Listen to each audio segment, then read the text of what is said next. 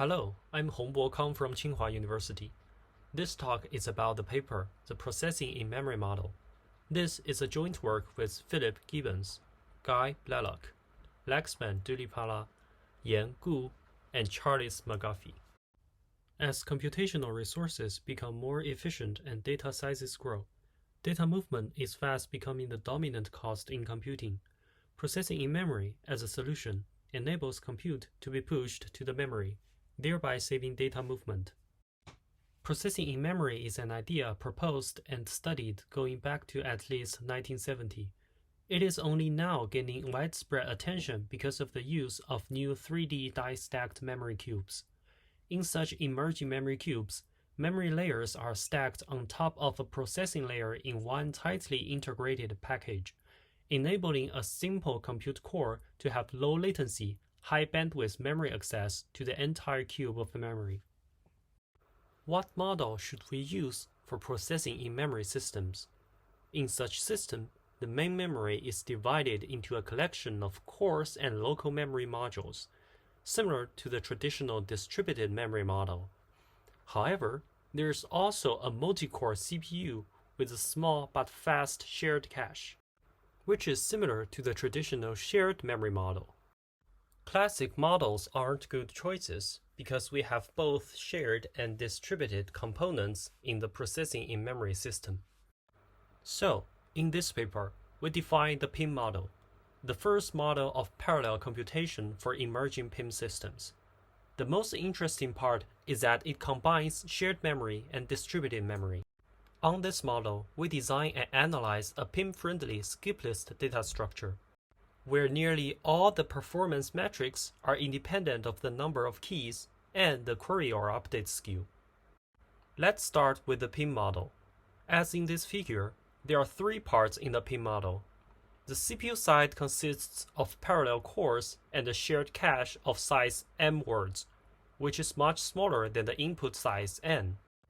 The PIM side consists of PIM modules, each with one core and the local memory of size theta n over p words. All remote accesses go through the network. As mentioned, the novelty of the PIM model is that it's a combination of the shared memory model and the distributed memory model. We need this combination because either isn't enough. One could apply standard approaches of randomly mapping shared memory to distributed memory, and then treat the entire model as a shared memory model. But this will make all memory accesses non-local and cause too many data movements. Conversely, one could ignore the shared memory and treat the entire model as a distributed memory model, but our results show benefits from using the shared memory. The PIM model combines standard complexity metrics for both shared and distributed computing. On the CPU side, we account for the CPU work and CPU depth. We use bulk synchronous parallel style distributed metrics to model PIM modules and the network. On the PIM side, we account for the PIM time, the maximum local work on any one PIM core. Communication costs are measured as I/O time, different from that in the BSP model. Here, it's a maximum message from or to each PIM module, ignoring the CPU side. The key algorithmic challenge is to achieve load balance among the PIM modules in both their communication and their local work, while minimizing the I/O time. CPU achieve load balance by work stealing, but on the PIM side, work stealing is impractical because tasks are tied to a specific local memory. By applying work stealing, the fast local accesses by the stealee would be replaced by slow non-local accesses by the stealer. For an algorithm with W total PIM work and I total number of messages, it's PIM-balanced if it takes O W over P PIM time and O I over P I/O time. There are several previous works related to our work. The first paper is the closest to our work. It evaluates concurrent data structures by a PIM performance model. To be specific, it defines 3 different latencies and analyzes constant factors. The second paper has empirical evaluation of concurrent data structures on PIM systems, but they don't define a compute model. The third and the fourth paper have models with both traditional main memory and high bandwidth memory, but there is no distributed memory, and only one type of course in such setting. Among previous works, pointer chasing data structure is a widely studied topic. Pointer chasing data structures like B-tree, skip-list are widely used. They suffer from too many data movements between CPU and the main memory because of the high cache miss rate caused by low memory locality. This can be alleviated on PIM systems. For example, this is a PIM-friendly skip list proposed in prior works. As in this figure, a skip list is divided into partitions of disjoint ranges of keys, stored in different PIM modules. To execute a search, instead of fetching all nodes on the search path back to CPU, CPU sends the request directly to the corresponding PIM module. This reduces data movements. Under uniformly random keys, this works well. However, for adversary-controlled workload, the adversary can execute operations with keys in a very small range. All these operations may go to the same PIM module, and they will be serialized. The execution fails to be PIM-balanced. We now introduce our new PIM-balanced skip-list. It supports a wide range of batch parallel operations, including get and update, predecessor and successor, upsert and delete, and range operations with user-defined functions. The algorithms are designed for adversary-controlled batch parallel workload, where operations arrive in batches and are executed in parallel. With these reasonable constraints, our algorithms are PIM-balanced. Operations in a batch are of the same type. There is a minimum batch size. It's p times polylog p in this skip list. Operations are independent from the outcome of random choices, so the adversary cannot build workload based on the randomized mapping of data structure components to PIM modules, or based on the randomized internal structure of the skip list. This is the structure of our skip list. It has two parts: a lower part randomly distributed among all PIM modules, and an upper part replicated in all PIM modules. In this figure, the upper part nodes are in white, and the lower part nodes are colored according to their PIM modules. The height of the lower part is log p, so the size of the upper part is O n over p, so the space complexity of this distributed data structure is O(n). The key idea of our approach comes from the structure of the skip list. The number of nodes in the upper levels doesn't match the frequency they are read. So by replicating them in all PIM modules, we can reduce the I/O cost without increasing space complexity. By replicating the upper part, we can reduce the remote accesses for one search from O log n to O log p. We now show how to do point search. We expand the upper part and leave out pointers between the upper part and the lower part. This is an example searching for the predecessor of key 3. The search starts from a random PIM module. It happens to be the green one in this example. It first goes through its local upper part. Then the operation will be wrapped and sent to the PIM module holding the corresponding lower part node. The result is sent back to CPU after finding the predecessor. We now show the performance of our algorithms. We'll explain one of them in detail later. All these algorithms are PIM-balanced, and nearly all results don't depend on n. Here are some interesting points. The batch size is just p polylog p.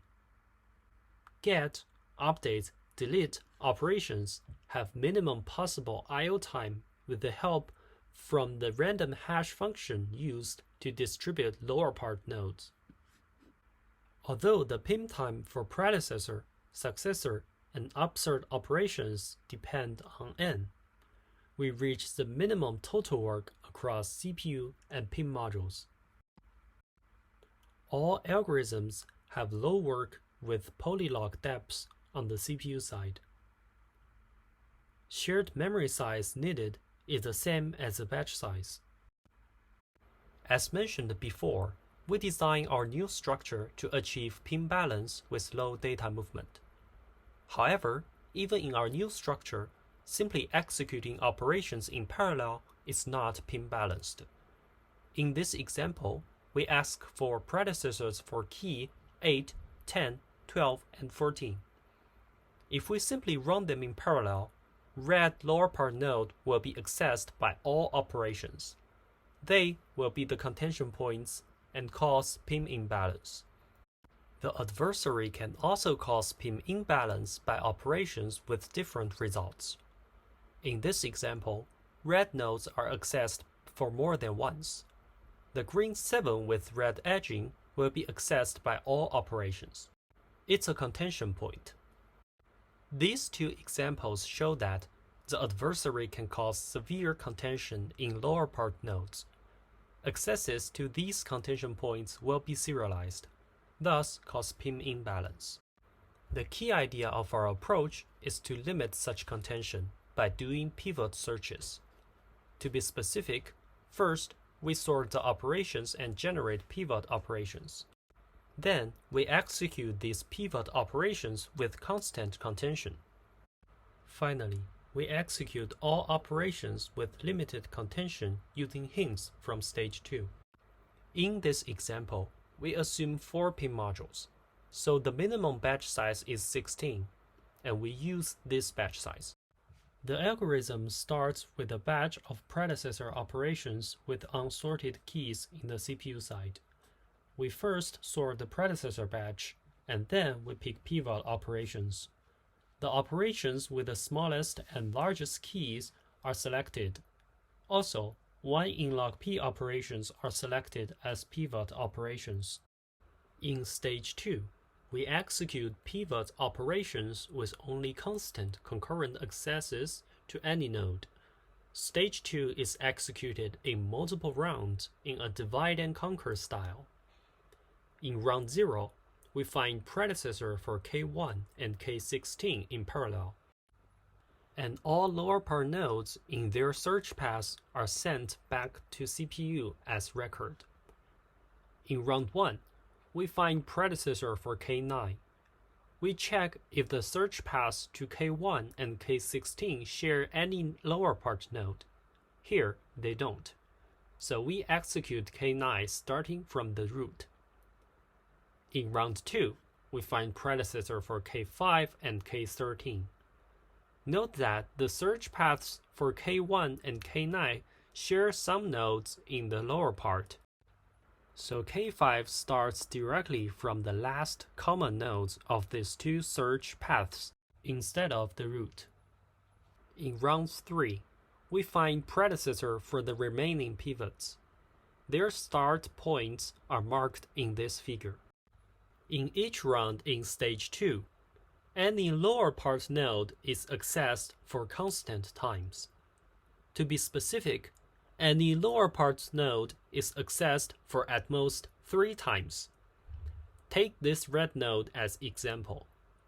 It's shared by 3 colored areas, the ones in gray, yellow, and orange. Since in each round, there is at most 1 pivot operation accessing nodes in each area, this red node will be accessed by at most 3 pivot operations. So it will be accessed by at most 3 times only. Note that the pivot operation of the blue area will start at the green node, so it won't access the red node. In stage 3, we execute all operations using hints from stage 2. Since we select 1 in-log P operations as pivot operations, each colored area has log P operations. Similar to what we've just shown, each lower part node is accessed for O log P times. We now show that stage 3 finishes in O log cubed P I/O time and O log square P times log M PIM time with high probability. We divide the execution of stage 3 into steps. In step 0, each operation in the batch is sent to a random PIM module and goes through the upper part. Sending tasks takes O log square p IO time, and the upper part search takes O log square p times log n PIM time. In each following step, each operation in the batch reads the next lower part node in its search path. For batch size p log square p, which is the minimum batch size, there are O p log square p node accesses. According to the previous slide, each node is accessed for at most O log p times. Note that nodes are randomly mapped to PIM modules. To analyze the load on each PIM module, we model each step as a weighted balls into beam scheme, where nodes are balls, PIM modules are beams, and the weight of the ball is the number of accesses to the node. The total weight of balls is O p log square p, and the maximum weight of any ball is O log p. In such case, each beam gets O log square p weight with high probability. So, here each PIM module has O log square p operations with high probability to execute, while these operations access nodes stored on that PIM module. Each step takes O log square p IO time and O log square p PIM time with high probability. In total, stage 3 executes in O log cubed p IO time and O log square p times log n PIM time with high probability. We've just explained our predecessor algorithm in detail, and we now explain its performance. The minimum batch size is p log square p because of the need of the weighted balls into beam scheme. I/O and PIM time is decided by stage 2 and stage 3. CPU work and depths come from stage 1, and finding LCAs in stage 2. The shared memory is used for storing the batch and paths to pivots. We now show how the mixture of shared and distributed memory in the PIM model helps building skip-list algorithms. With the shared memory, we can sort m numbers without network communications. The shared memory is also used to avoid PIM imbalance caused by small balls into beams ratios. For example, we use the shared memory to do a randomized list contraction in the algorithm of delete. With the distributed memory, we can replicate the upper part of the skip list. This helps reduce I/O since upper part node accesses are now local. The lesson we learned from building this skip list is to think in a distributed way when building algorithms, and use the shared memory to do the hard things in the distributed setting. Finally, as a summary, these are the key takeaways of this paper. First, we define the PIM model. It's the first model of parallel computation for emerging PIM systems. It's a combination of shared memory and distributed memory. Second, we design and analyze a PIM-friendly skip-list data structure, where nearly all the performance metrics are independent of the number of keys and the query or update skew. As future work, we are designing other data structures in the PIM model.